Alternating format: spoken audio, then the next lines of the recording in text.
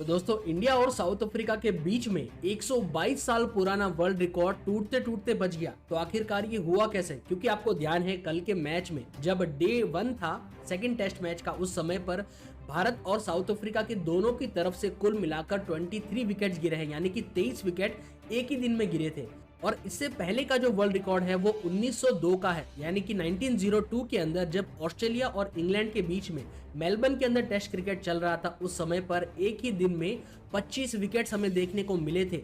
यानी कि जो इंडिया और साउथ अफ्रीका का जो मैच है वो तीसरे नंबर पर है, और 1902 में हुआ मैच जिसके अंदर कुल 25 विकेट्स गिरे वो सेकंड नंबर पर है। और उस समय पर क्रिकेट के इतिहास में ऐसा लग रहा था कि वापस ऐसा कभी नहीं होगा। लेकिन आपको बता दूं, फर्स्ट नंबर का जो वर्ल्ड रिकॉर्ड है वो तो 1888 का है। इतनी पुरानी बात है। और उस समय पर आपको बता दूं टोटल 27 विकेट्स गिरे थे 1888 के अंदर। कितनी पुरानी बात है। और उस वर्ल्ड रिकॉर्ड को इस समय पर तोला जा रहा है कि भाई क्या ये वर्ल्ड रिकॉर्ड अब टूटा जा सकता था, लेकिन ऐसा हुआ नहीं।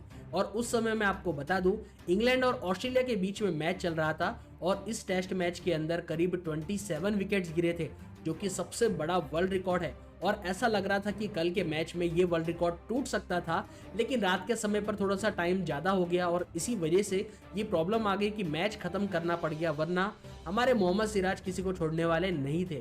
क्योंकि आपको ध्यान है जब सबसे पहले टॉस जीतकर साउथ अफ्रीका ने बैटिंग करने का फैसला किया, तो सबसे पहले तो बहुत ही अच्छा तालमेल चल रहा था साउथ अफ्रीकन बैटर्स के बीच में। लेकिन उसी के बाद में एंट्री हुई मोहम्मद सिराज की, जिन्होंने की लगातार एक के बाद एक विकेट लेने शुरू कर दिए। और ऐसा उन्होंने इस वजह से कर पाए क्योंकि कई लोगों का कहना है कि यहाँ पर जो पिच है ना वो काफी ज्यादा उबड़ खाबड़ है, और इसी वजह से इसी का ध्यान रखते हुए मोहम्मद सिराज ने साउथ अफ्रीका के जो सारे बैटिंग वाले प्लेयर्स थे उन सभी को एज पर खिला खिला के आउट करवा दिया। सबका आपने मैच देखा होगा कल, सब लोग जो प्लेयर्स थे सारा बैट का जो एज लग रहा था उससे टच हो के सभी लोग स्लिप में आउट हो जा रहे थे, कैच आउट हुए के सारे के सारे। और यही प्रॉब्लम इंडिया वालों के साथ में भी आई, यानी हमारे साथ में भी यही प्रॉब्लम आई। आपने देखा जैसे यशस्वी जायसवाल पहले ही यहाँ पर 0 रन बना रखे थे उन्होंने, इसी वजह से यहाँ पर वो कैच आउट हो गए थे पीछे की तरफ। और उसके बाद में रोहित शर्मा खेले, विराट कोहली खेले और शुभमन गिल खेले। लेकिन उसके बाद में आप देखो सारे के सारे जो बैटर्स थे हमारे इंडिया के, वो सभी लोग इसी तरीके से ज्यादातर आउट हुए हैं।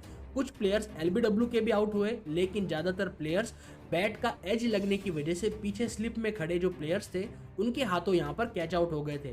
तो इसी वजह से जो है साउथ अफ्रीका की जो बैटिंग थी वो काफी ज्यादा जल्दी आ गई, और एक ही दिन में हमें 23 विकेट्स देखने को मिले। तो ये बहुत ही बड़ा वर्ल्ड रिकॉर्ड यहाँ पर टूटते टूटते रह गया है। तो आज देखना पड़ेगा कि मोहम्मद सिराज, मुकेश कुमार और जसप्रीत बुमराह की बॉलिंग किस तरीके से साउथ अफ्रीका की जो टीम है उसे यहाँ पर बिल्कुल पवेलियन की ओर लौटा देती है। तो क्रिकेट से जुड़ी ऐसी ही इंटरेस्टिंग वीडियोस और न्यूज को जानने के लिए हमारे चैनल को सब्सक्राइब कर लीजिए।